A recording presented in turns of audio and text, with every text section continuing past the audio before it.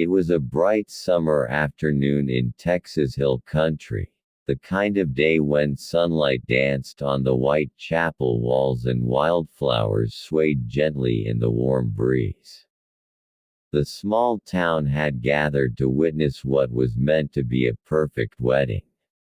Lila May, radiant in her lace gown, smiled shyly as she waited for her groom at the altar. Her heart raced with hope, believing that love could truly conquer all. But that hope shattered in an instant when the man she loved stepped back, shaking his head, his voice echoing coldly across the room.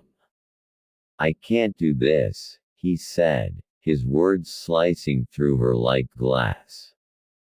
"You're not the woman I want to marry." A heavy silence filled the church. Guests exchanged shocked glances, the sound of whispered gasps rising like waves.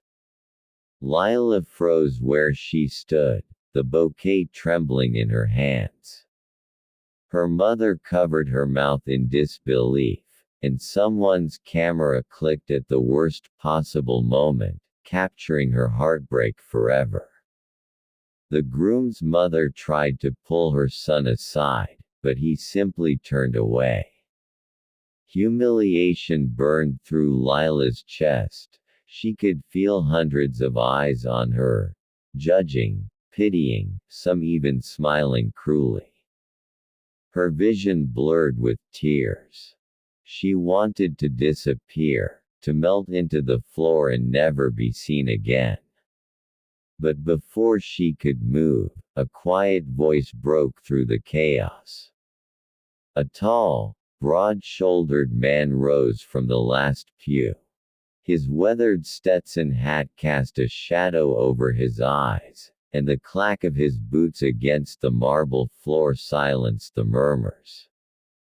Jack Dalton, a retired cowboy known around town for his rugged kindness and steady ways, stopped at the front and looked the groom square in the eye. "Son," he said evenly, "a real man doesn't run from love, he protects it." His voice carried authority, not anger, and the crowd held its breath.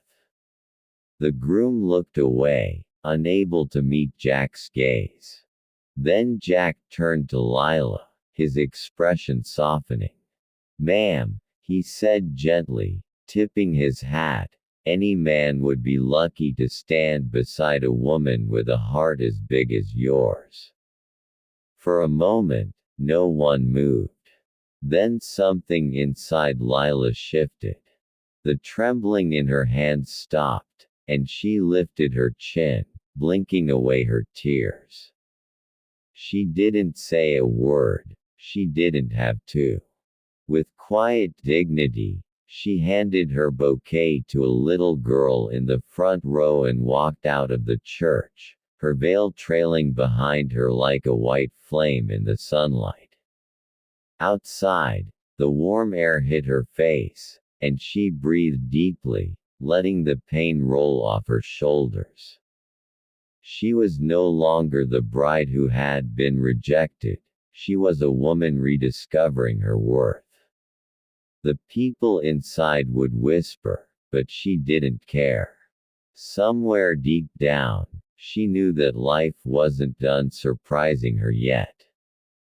4 days later, Jack Dalton drove his old Ford pickup through the winding desert roads near the Chiricahua Mountains.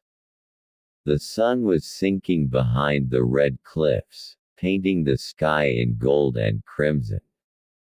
He was heading back to his ranch after a long day at the feed store, thinking about that wedding, about the way that woman had stood up and walked away with such quiet grace. He admired her strength, though he didn't even know her name.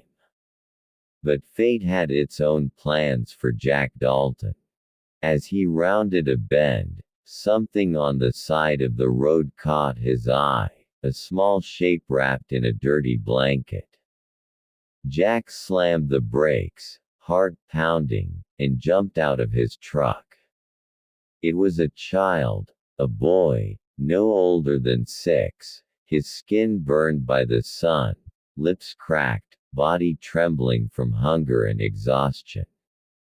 Without a second thought, Jack lifted the boy into his arms, his protective instincts taking over. He didn't know where the child came from or who he belonged to. All he knew was that he couldn't leave him there. And in that single, silent moment, the cowboy's life began to change forever. The storm rolled in heavy and dark that evening, thunder echoing over the Chiricahua Mountains like the growl of an old spirit. Jack Dalton was driving home from town when his headlights caught a flicker of movement on the dusty roadside. At first, he thought it was just the wind kicking up tumbleweed, but then he saw it, a small, motionless figure wrapped in a torn blanket. Slamming on the brakes, Jack leapt out of his truck, his boots sinking into the mud. What he found nearly broke him. A boy, no older than 6, his skin blistered from the sun, lips cracked and bleeding, eyes half closed from hunger. Jack knelt beside him, heart hammering. "Easy now, little fella. You're safe," he whispered, wrapping his jacket around the trembling child and carrying him carefully to the truck. Back at his ranch, Jack moved fast. He lit the fire, heated soup on the stove, and set out clean towels. The boy was too weak to speak, but his tiny fingers clung to Jack's shirt like a lifeline. Hour by hour, Jack stayed beside him, spoon-feeding him broth, keeping a wet cloth on his forehead, whispering calm words through the night. When the boy finally stirred, he spoke a single word, "Chaka." Jack didn't understand it then, but the way it fell from the child's lips, soft, aching, made his chest tighten. The next day, Jack called the local sheriff and nearby hospitals, but no one had reported a missing child. It was as if the boy had appeared out of thin air. So Jack kept him close, caring for him like his own, waiting for answers that never came. Days turned into quiet routines. Jack taught the boy how to feed the horses, how to whistle for the dog, how to drink milk without spilling it all over the table. Sometimes, the boy would hum a strange melody, soft, haunting, and full of longing. Jack noticed small things: the handmade bracelet around his wrist, woven with tiny turquoise beads and dyed string, the kind made only by Apache women. He'd heard of the nearby reservation, tucked beyond the canyons, but he hadn't been there in years. Still, something about the boy felt sacred, almost destined. Jack didn't speak of it to anyone. He just watched over him, a quiet guardian in a world that had forgotten mercy. Then came the 4th night. The sky was split open with lightning, and rain fell in thick, endless sheets. Jack was mending the firewood stack when his dog began to growl low and steady. The knock came next, slow, deliberate, echoing through the wooden door. Jack opened it cautiously. Standing there were 3 women cloaked in soaked shawls, lanterns flickering in their hands. Their faces were solemn, eyes filled with both sorrow and strength. The eldest stepped forward, her silver hair glistening in the rain. "We've come for the child," she said softly, her voice trembling yet commanding. Jack's chest tightened as she continued, and to thank the man who saved our tribe's last hope. Jack looked back at the boy, who stood quietly by the fireplace, his dark eyes reflecting the flames. Everything suddenly made sense. The bracelet, the word Chaka, the haunting song. The women told him the child was the grandson of their late chief, lost during a storm that swept through the desert weeks ago. They had searched day and night, praying for a sign. And it was Jack who had found him, miles away, on that lonely road. Jack's throat tightened. He didn't want to let the boy go, but deep down, he knew he had to. Some bonds, though brief, are meant to heal what time had broken.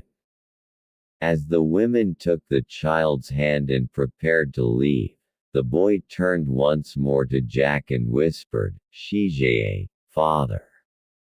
It was a word Jack didn't need translated. The women bowed their heads in respect before disappearing into the rain. Standing alone on his porch, Jack watched the lantern lights fade into the distance. The thunder quieted, the night grew still, and he felt an ache unlike anything before, a mixture of loss and peace. And somewhere in the Texas dark, Lila May's words echoed softly in his memory. Kindness always finds its way back. Jack smiled faintly, tipping his hat toward the storm. Somehow, he knew she was right.